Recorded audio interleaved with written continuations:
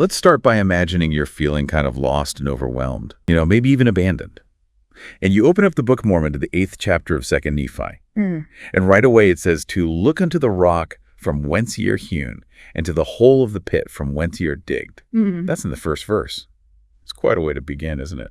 It is interesting, yeah. Instead of just offering gentle comfort right off the bat, it throws you back to your origins, to this image of being carved out of stone, like raw strength. Yeah.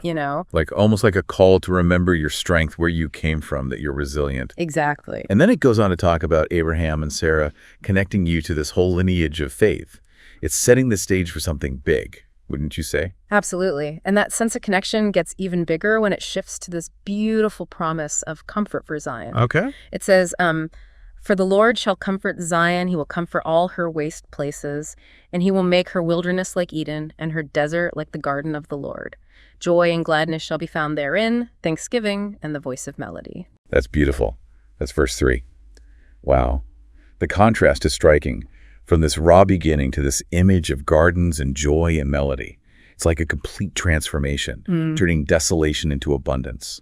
Yeah, and it's not just an outward transformation. This chapter speaks to what's going on inside too. It's a promise that God can take all those feelings of emptiness, our brokenness, and create something beautiful and life-giving. That's what makes this chapter so powerful, especially for people searching for spiritual guidance. It speaks to those core human experiences, the need for comfort, connection, something bigger than ourselves. Right. But then we see a change in the chapter. Yeah. It goes from comfort to a stronger tone. Yeah. Almost like an authority figure. Yeah. Verse 5 says, my righteousness is near, my salvation is gone forth, and mine arm shall judge the people. The isles shall wait upon me, and on mine arm shall they trust. So there's a sense of righteousness, but also power. A divine authority that reaches the whole world. It even mentions those isles far away from any one specific location. It's interesting how that verse puts God's strength next to the idea that earthly things don't last forever. Yeah. Because just a few verses later, it talks about how the heavens vanish like smoke and the earth wears out like a garment. Right. That's in verse 6. It's a pretty stark contrast. It is. It's almost like the chapter is saying, look beyond the temporary things, the things that fade away. Focus on what lasts forever, God's righteousness and salvation. And then to emphasize that point, there's a call to action. Oh, yeah. Awake. Awake. Yeah. Put on strength, O arm of the Lord. Awake, as in the ancient days, in the generations of old. Verse 9, it's not passive at all. It's about rising up, engaging with the world, embracing the strength that God offers. And the imagery is so strong. It says, cut Rahab and wound the dragon. Those aren't just metaphors. They're about confronting powerful forces, overcoming obstacles. It reminds you that faith isn't just about receiving comfort. It's about actively fighting against evil. It's almost like a battle cry. Yeah. But then right after this image of conflict, there's a change back to reassurance. Verse 10 reminds you of God's power, asking, art thou not he who hath dried the sea, the waters of the great deep, that have made the depth of the sea a way for the ransom to pass over? It's like saying, remember what I'm capable of. I've done it before and I can do it again. And then in verse 11 it says, therefore the redeemed of the Lord shall return and come with singing unto Zion, and everlasting joy and holiness shall be upon their heads, and they shall obtain gladness and joy, sorrow and mourning shall flee away. It's not just some vague promise about happiness later. It paints a picture of redemption, a return to joy and holiness. And it ties that redemption to your own journey. It's not some far-off event, but something that can give you hope right now, even while you're going through tough times. But the chapter doesn't pretend you're not afraid. No, it doesn't. It talks about that fear directly. It says, behold, who art thou, that thou shouldst be afraid of man who shall die, and of the Son of Man who shall be made like unto grass.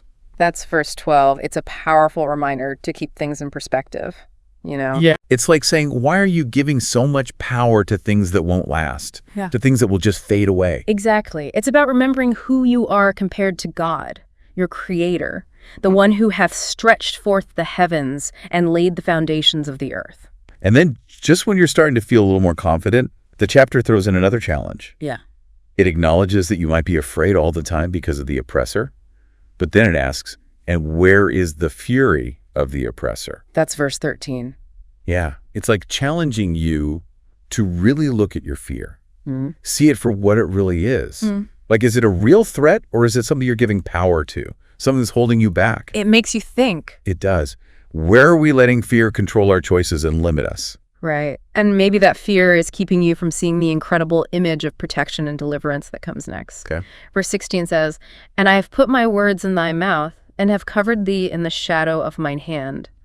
That image of being covered in God's shadow, it's so powerful, so comforting, like a blanket of safety, knowing you're not alone no matter what comes your way. And then to really drive home that feeling of safety and belonging, there's that amazing statement, "Behold, thou art my people." Yes. That's verse 16 too. It's like God saying, "You're mine, I care about you." It's a powerful way to end this first part of the chapter. It is. We went from raw creation to comfort and transformation, then to God's power and judgment, and finally to this sense of being protected and belonging to God. It's been quite a journey so far. It really has. It really has. And as we go into the next part of the chapter, it's almost like we're entering a different place. Yeah. You know? Okay. We've been talking about personal comfort and strength, but now it shifts to Jerusalem, and its suffering becomes this powerful metaphor for the struggles we all go through. It's interesting how the chapter connects these different ideas. Personal struggles, collective suffering, divine judgment, unwavering love. It's all woven together. It is. And that's what makes it relevant for us today, you know? Yeah. No matter what our situation is, we all experience hardship. We all have times of darkness and despair. And this chapter, with its strong imagery and emotion, speaks right to that experience. Verse 17 paints a pretty bleak picture. It says, "Jerusalem has drunk at the hand of the Lord the cup of his fury. She hath drunken the dregs of the cup of trembling, and wrung them out." That's not a sugar-coated image of suffering. No, it's not. And I think that's important. The chapter doesn't try to downplay the pain people experience. It acknowledges the reality of suffering, how deep that despair can be. But it doesn't leave us there.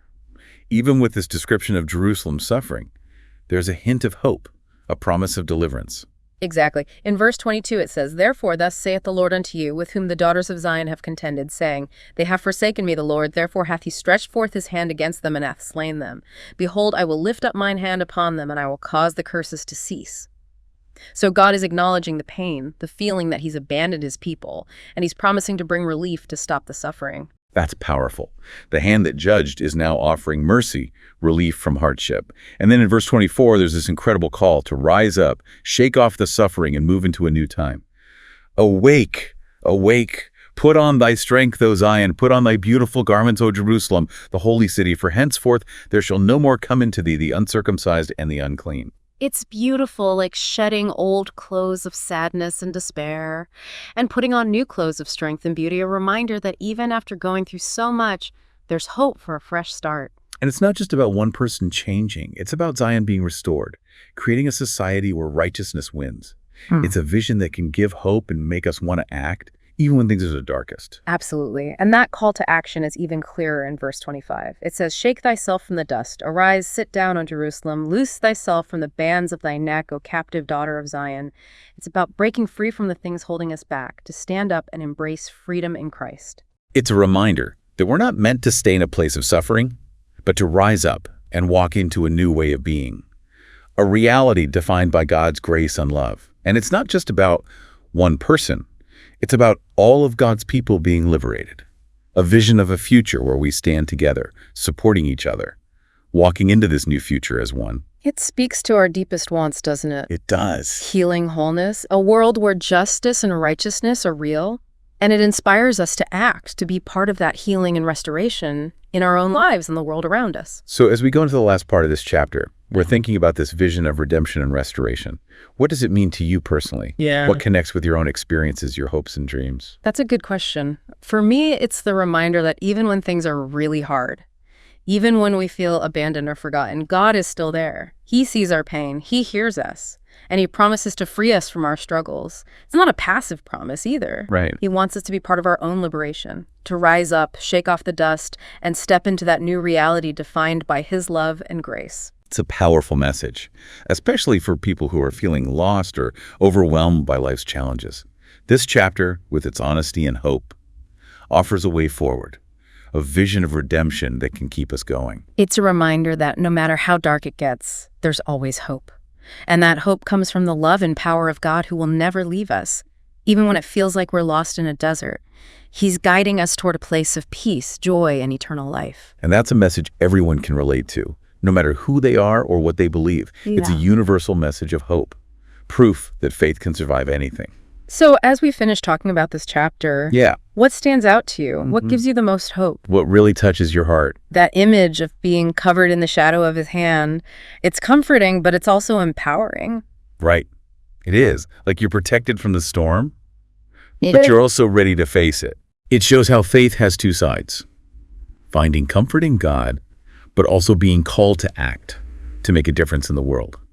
And that call to action, it's all through this chapter. It ends with this powerful image of rising up, shaking off the dust, starting fresh. And it's not just about physical freedom, you know? Right. It's about spiritual freedom, too, breaking free from sin and despair, anything that separates you from God. It reminds you that anyone can have this freedom if they just look for it. It's like the chapter is saying, you don't have to be trapped in those old ways, in the pain and suffering. There's a way out, and I'll show you the way. Exactly. And that guidance leads to a future where it says, henceforth there shall no more come into thee the uncircumcised and the unclean. That's verse 24. Yeah, talks about how God's grace cleanses us. It washes away all the bad stuff. It's a beautiful promise of a future where holiness and righteousness win inside you and in the community. But it's not just a promise, is it? No, It's a call to action. It says, put on thy strength, O Zion, to put on thy beautiful garments, O Jerusalem, the holy city. like putting on the righteousness of Christ, adorning yourself with goodness. And this transformation, it's not just for you alone, it's for the whole community of believers. It's about creating a society, a Zion, where righteousness rules, Yeah. where people can truly grow and experience God's love. And this vision of a redeemed Zion, that's what gives us hope, even with all the chaos and darkness in the world. It reminds us that even when things seem really bad, God is working things out. And in the end, he will win this chapter with its vivid pictures and powerful words. It gives us comfort and strength for the journey. It does. It's a powerful message, especially for people looking for spiritual guidance, for those who need hope and inspiration in a world that can feel overwhelming. Absolutely. Yeah. And as we wrap up our study of 2 Nephi chapter 8, I'm curious what spoke to you most? Yeah. What did you learn from this deep dive into this incredible text? What are you taking away from this? I think for me, it's remembering that even when things are tough, there's a source of support and joy that never goes away. No matter what challenges come up, we can find peace in God, strength in his promises, and hope in the vision of a redeemed Zion. For me, it's that call to action. The reminder that we're not just supposed to sit back and receive God's grace. We're meant to be part of his work. We have to rise up, find our strength, shake off the past, and start fresh, both as individuals and as a community. It inspires us to live lives with purpose and meaning, to be a force for good, to help build God's kingdom here on earth. If you enjoyed this discussion, be sure to follow our podcast and subscribe for more.